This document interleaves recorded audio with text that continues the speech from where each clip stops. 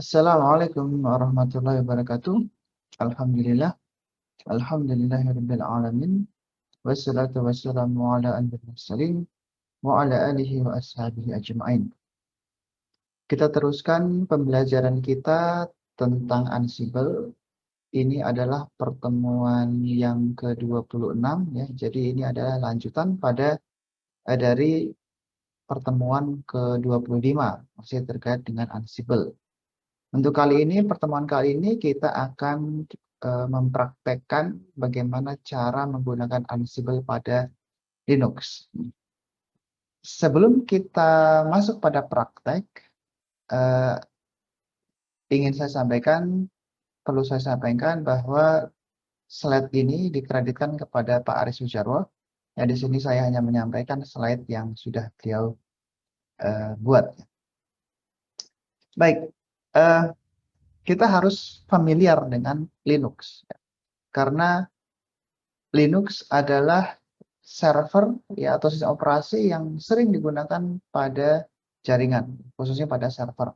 Kalau kita bandingkan sistem operasi yang digunakan pada server pada dunia IT, kebanyakan adalah Linux. Oleh karena itu kalian harus familiar dengan Linux ya. Sebagai mahasiswa informatika, kalian harus paham paling tidak ya dasar-dasar tentang Linux. Apalagi kalau kalian nanti akan mengambil konsentrasi jaringan komputer, maka Linux adalah sesuatu yang wajib untuk kita pelajari. Oleh karena itu, kita harus familiar dengan Linux. Jangan cuma Windows saja, boleh Windows. Kita boleh menggunakan Windows. Tetapi Linux juga cukup penting. Kalian bisa belajar Linux dengan menginstal virtual machine ya, sebagaimana yang sudah kita pelajari pada awal-awal perkuliahan ya, ketika membahas tentang virtual machine dan menginstal Ubuntu server, kalian bisa belajar melalui virtual machine. Atau kalau tidak, kalian bisa membuat laptop kalian dual booting. Jadi ada dua sistem operasi pada laptop kalian.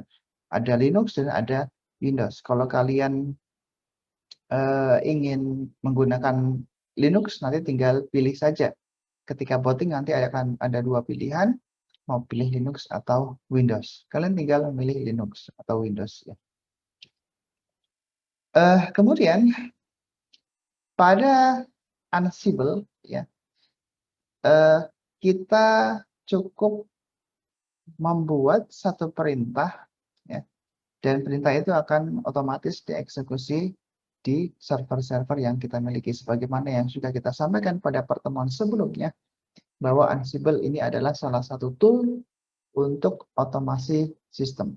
Nah, di sini pada slide ini adalah tampilan bahwa proses instalasi berhasil dilakukan. Kita bisa melihat di sini ada status sukses ya. Dan ini adalah IP address dari server yang kita miliki. Ini juga adalah IP address dari server yang kita miliki dan statusnya sukses.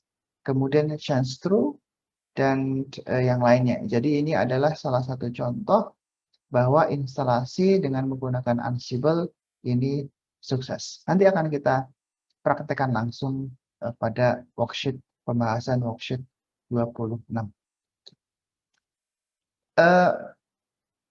Jadi pada pertemuan yang sebelumnya sudah kita sampaikan bahwa ada 4 pilihan, ya biasanya ada 4 pilihan tool yang digunakan pada otomasi sistem. Ada Puppet, ada Chef, ada Ansible, dan ada SourceTag. Akan tetapi yang kita gunakan adalah Ansible. Mengapa? Karena Ansible ini yang paling mudah dalam penggunaan. Di antara keempat pilihan ini, Ansible adalah yang paling mudah. Dan pada saat ini yang paling banyak digunakan pada dunia IT atau industri. Ya, Ansible ini yang paling banyak digunakan. Seperti itu.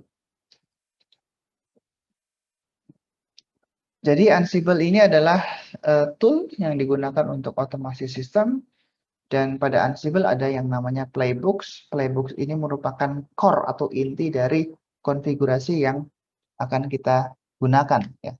Nanti kita akan membuat file inventory ya untuk mendefinisikan host-host yang kita miliki dan IP address. Kemudian kita akan membuat playbooks ya untuk menginstal aplikasi. Kita ingin menginstal aplikasi apa, kita tinggal tulis di playbooks-nya saja.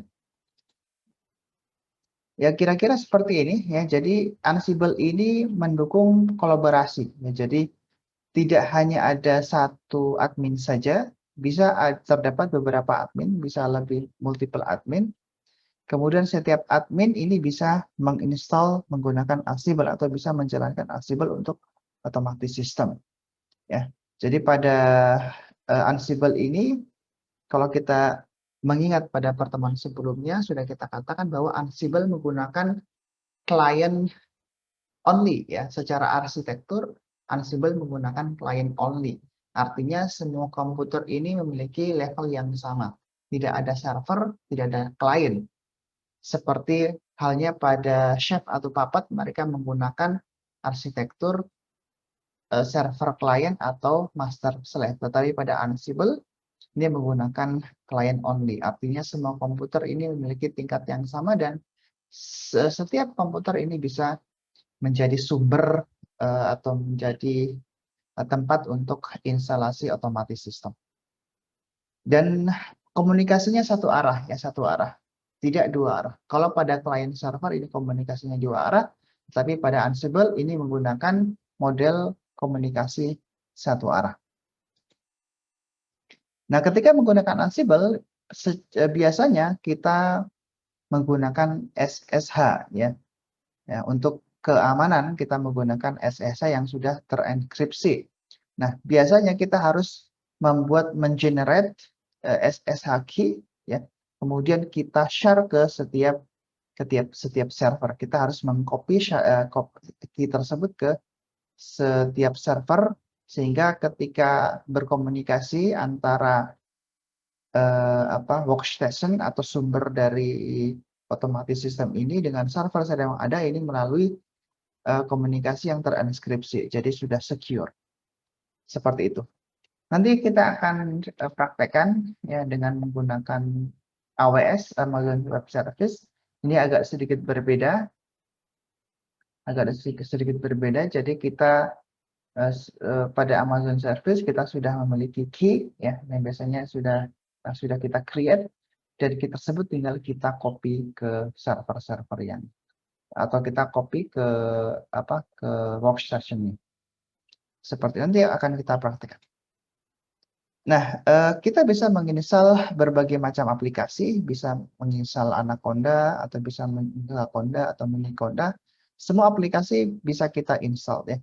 Pada pertemuan sebelumnya sudah kita sampaikan bahwa jika kita memiliki 1000 server, ya, kemudian kita ingin menginstal satu aplikasi ke 1000 server, jika secara manual kita membutuhkan waktu mingguan ya, 1 minggu mungkin ya, atau bisa lebih ya. Tetapi dengan menggunakan otomasi sistem dengan Ansible ini bisa mempersingkat waktu dan cukup menulis satu kali script dan ini sudah bisa dijalankan pada semua server.